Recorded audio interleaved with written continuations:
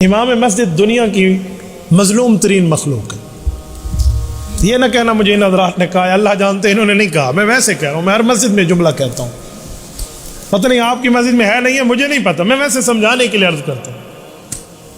2 سے 4 منٹ امام لیٹ ہو جائے نا، کوئی 1-2 منٹ اس پر چڑھائی کر دیتے ہیں، ایسے جیسے آپ ناراض نہ ہو تو میں ایک لفظ بولوں، جیسے وہ امام نہ ہو، محلے کی مشترکہ زنانی ہو، یوں اس کی حالت بنا دیتے ہیں. تو یہ بہت بڑا جرم ہے. مقتدی پہلے آئے، امام کو پہلے آنا ضروری نہیں ہے. آئے تو ٹھیک ہے، نہ آئے تو ٹھیک ہے. آپ کہیں دلیل، آؤ میں دلیل لاتا ہوں. معراج کی رات رسالت مآب نے انبیاء کو بیت المقدس میں نماز پڑھائی ہے یا نہیں پڑھائی؟ بولیے. جب حضور گئے ہیں انبیاء جمع تھے یا نہیں تھے؟ پہلے جمع تھے.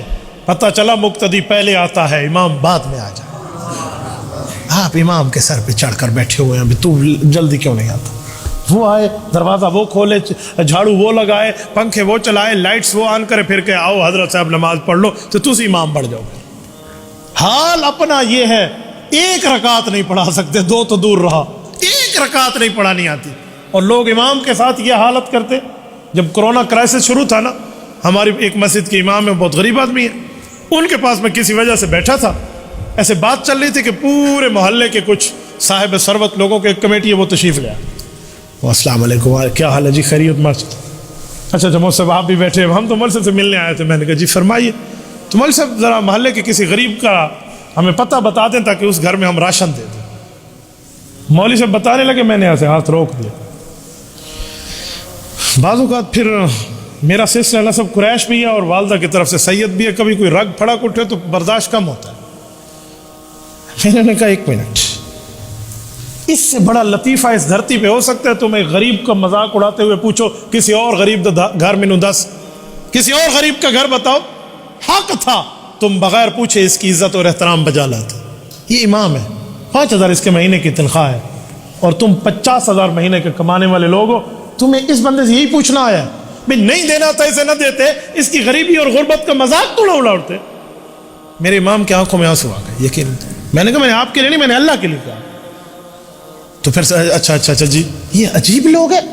امام بیچارے کو کوئی موٹر سائیکل خرید کے دے دے تو جس کے پاس 4 پہیوں والی پراڈو ہے وہ بھی دیکھتا ہے امام کو موٹر سائیکل کتھو ہے، ایک کوئی ایجنسیاں دا بندہ ہو گیا. عجیب بات ہے یار، وہ امام ہے، اس کو کوئی لے کر نہیں دے سکتا. تو یہ روش ہماری ختم ہونی چاہیے. ہم امام کی عزت بجا لیں. محلے میں اپنے خطیب کی عزت، امام اس جگہ ٹھہرتا ہے اور اس کا رتبہ وہ ہے، اس کے آگے بھی کوئی نہیں ہوتا، اس کے برابر بھی کوئی نہیں ہوتا، یہ اس کا رتبہ ہوتا. تو ہمیں یہ عزتیں بجا لانی چاہیے اپنے ائمہ کی. میرا ایک شاگرد ہے، وہ ایک مسجد کا امام ہے. میں وہاں بیان کرنے گیا تو لوگوں نے شکایات کی انبار لگا دی کہ یہ جو آپ کا مولوی صاحب شاگرد ہے نا، تہجد نہیں پڑھتا. مجھے بڑی حیرانگی ہوئی، بھی تہجد پڑھے یا نہ پڑھے، اس سے مقتدیوں کو کیا لینا دینا؟ پڑھے گا تو اللہ اسے اجر دے گا، نہیں پڑھے گا تو اللہ اس کے ساتھ کوئی معاملہ جو کرنا ہے کرے گا. تمہارا کیا لینا دینا؟ نہیں، امام ہو رہا تھا شب بیدار، تہجد گزار، نیکوکار، فلاں پوری لسٹ دے دی. میں نے پھر انہیں ایک واقعہ سنایا. یہ منڈی بہاوت دین ہے نا، یہاں کا ایک وفد گیا امیر شریعت سید عطا اللہ شاہ بخاری رحمۃ اللہ علیہ کے پاس. امیر شریعت سے شاید کوئی نہ واقف ہو. عطا اللہ شاہ بخاری جیسی ماں نے، جو اس کی ماں نے جیسا بیٹا جانا ہے، شاید دنیا میں کوئی آئے. حضرت بخاری کے پاس گئے اور کہا مجھے ایک امام مسجد چاہیے. وفد کہہ رہا. حضرت بخاری رحمہ اللہ کے پاس ائمہ ہوتے تھے، انہوں نے ویسے ہی پوچھ لیا کہ کیسا چاہیے. بس لوگوں نے تو پوری لسٹ بنا دی، حسین ہو، محجبین ہو، دل نشین ہو، واہ واہ ہو، بڑا اچھا ہو، دل کش ہو، خوبصورت ہو، چٹا بگا بھورا ہو، تنخواہ کا لالچی نہ ہو، آواز بڑی اچھی ہو، حافظ ہو، عالم ہو، قاری ہو، مفتی ہو. پوری لائن لگا دی. اور اس میں جاتے جاتے ساتھ یہ بھی کہا اس کو کسی قسم کا کوئی لالچ نہ ہو، تنخواہ کے بڑھانے کی بات نہ کرے، کچھ مانگے نہیں، کچھ لڑائی فلاں. سوری. اور حضرت بخاری یوں سر ڈال کر بیٹھ گئے. انہوں نے کہا حضرت آپ چپ ہو گئے. کہا چپ تو اس لیے ہو گیا ہوں کہ میں تحریک چلا رہا ہوں کہ حضور پاک آخری نبی ہے، حضور کے بعد نیا نبی پیدا نہیں ہو سکتا. یہ میری تحریک کا مین لب لباب ہے. انہوں نے کہا جی ہاں. تو کہا جو تم لینے آئے ہو نا، جتنی شرطیں تم نے بتائی ہیں، یہ عالم کی نہیں ہے، یہ نبی کی. ان اجری الا علی رب العالمین. جو کہے کہ مجھے کوئی تنخواہ کا مسئلہ نہیں ہے، میرا سارا معاملہ اللہ کے حوالے. یار عالم بیچارے کے ساتھ پیٹ لگا ہوا ہے، اس کے بچے ہیں، اس کے باقی معاملات ہیں، وہ کبھی کہے گا میری تنخواہ بڑھا دو بھائی؟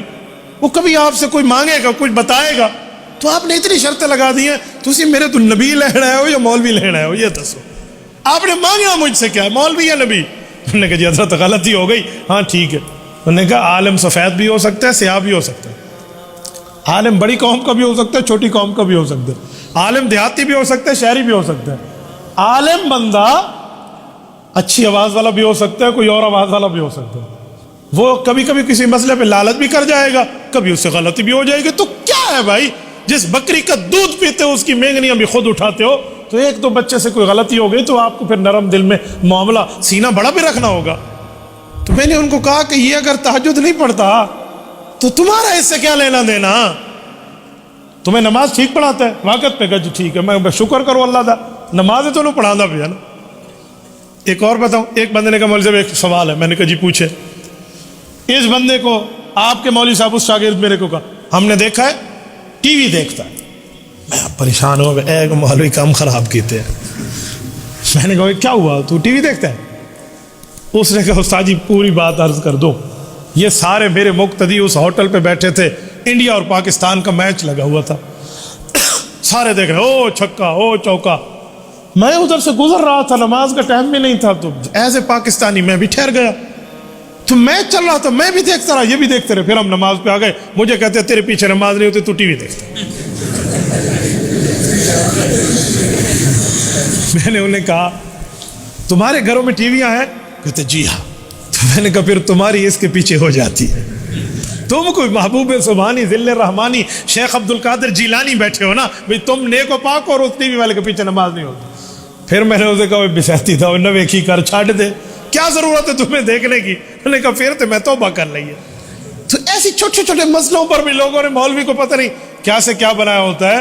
تو ان سب حقوق میں ایک حق امام مسجد کا بھی، اس کے ساتھ بھی بندہ معاملات نرم رکھے۔